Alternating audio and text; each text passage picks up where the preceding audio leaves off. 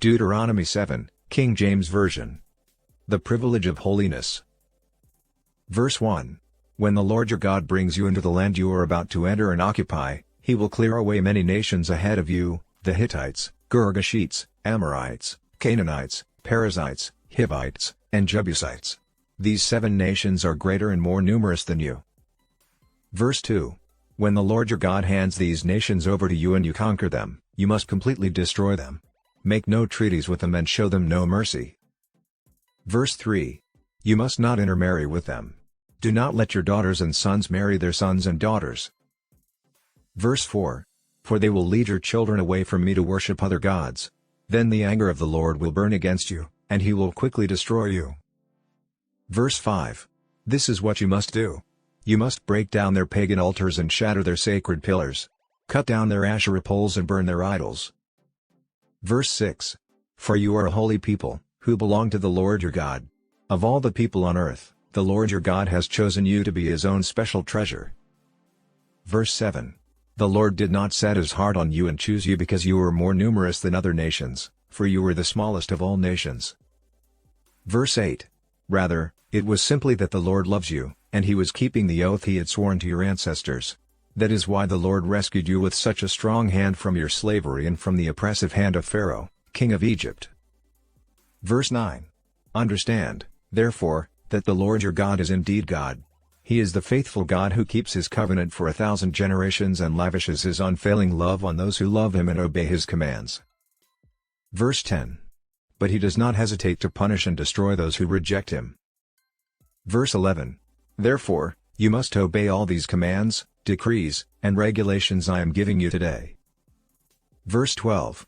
If you listen to these regulations and faithfully obey them, the Lord your God will keep his covenant of unfailing love with you, as he promised with an oath to your ancestors. Verse 13. He will love you and bless you, and he will give you many children. He will give fertility to your land and your animals. When you arrive in the land he swore to give your ancestors, you will have large harvests of grain, new wine, and olive oil, and great herds of cattle, sheep, and goats. Verse 14. You will be blessed above all the nations of the earth. None of your men or women will be childless, and all your livestock will bear young. Verse 15. And the Lord will protect you from all sickness. He will not let you suffer from the terrible diseases you knew in Egypt, but he will inflict them on all your enemies. Verse 16. You must destroy all the nations the Lord your God hands over to you. Show them no mercy, and do not worship their gods, or they will trap you. Verse 17. Perhaps you will think to yourselves, how can we ever conquer these nations that are so much more powerful than we are?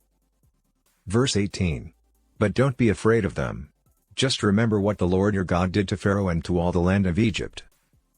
Verse 19. Remember the great terrors the Lord your God sent against them.